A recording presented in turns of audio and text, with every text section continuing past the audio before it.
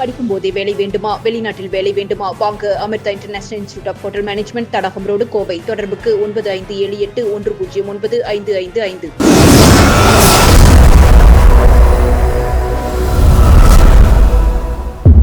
வணக்கம். கோவை பெரியநாயக்கன்பாளையத்தில் முழுமையான பயிர்க்கடன் தள்ளுபடி செய்யாத தாவேக அரசை கண்டித்து தமிழக விவசாயிகள் சங்கத்தின் சார்பில் விவசாயிகள் ஆர்ப்பாட்டத்தில் ஈடுபட்டனர்.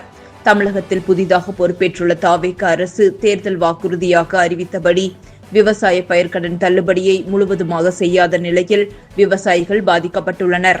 தற்போது அரசு அறிவித்துள்ள பயிர்க்கடன் தள்ளுபடி என்பது ஒரு கூட்டுறவு சங்கத்தில் 1 அல்லது 2 பேர் மட்டுமே பயன்பெறும் அளவில் உள்ளது.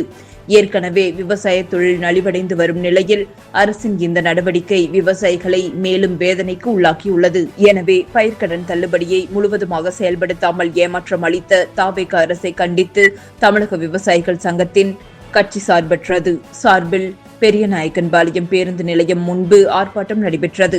தமிழக விவசாயிகள் சங்கத்தின் மாநில தலைவர் வேணுகோபால் தலைமையில் நடைபெற்ற இந்த ஆர்ப்பாட்டத்தில் ஆண்கள், பெண்கள் என 300க்கும் மேற்பட்டோர் பங்கேற்று தமிழக அரசை கண்டித்து கண்டன கோஷங்களை எழுப்பினர்.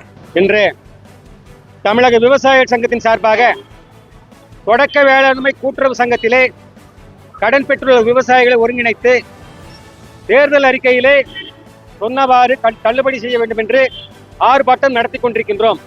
தேர்தல் அறிக்கையில ஒரு மாதிரி சொல்லிவிட்டு மீண்டும் அடுத்த கட்டமாக வேறு மாதிரி சொன்னதனால் விவசாயிகள் எல்லாம் அதிருப்தி அடைந்து எரிச்சல் அடைந்துள்ளனர்கள். ஏனென்றால் 1 லட்சத்துக்கு மேலே கடன் பெற்றவர்களுக்கு 5000 தள்ளுபடி சொன்னதனால்தான். ஏன்னா இன்னைக்கு 99% பேர் 1 லட்சத்துக்கு மேல தான் கடன் வாங்கியிருக்காங்க. ஒரு சொசைட்டிக்கு 2 பேருக்கு 3 பேருக்கு தள்ளுபடி ஆயிருக்கு. ஆகவே இந்த திட்டம் ஒட்டுமொத்த விவசாயிகளையும் ஏமாளியாக்கின்ற கோமாளி திட்டம் என்று இந்த ஆர்ப்பாட்டம் நடத்தி கொண்டிருக்கிறோம்.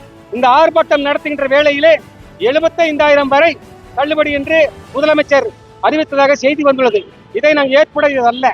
ஏனென்றால் நாங்கள் 5 ஏக்கருக்கு கீழே உள்ள விவசாயிகளுக்கு முழுமையாக தள்ளுபடி என்று சொல்லிவிட்டு இன்று 75,000 வரை தள்ளுபடி என்றால் இதை ஏற்றுக்கொள்ள முடியாது. அடுத்த கட்டமாக ஜூலை 5ஆம் தேதி தமிழக அளவிலே மக்களை ஒன்று திரட்டி மிகப்பெரிய போராட்டம் அறிவித்துள்ளோம். நன்றி.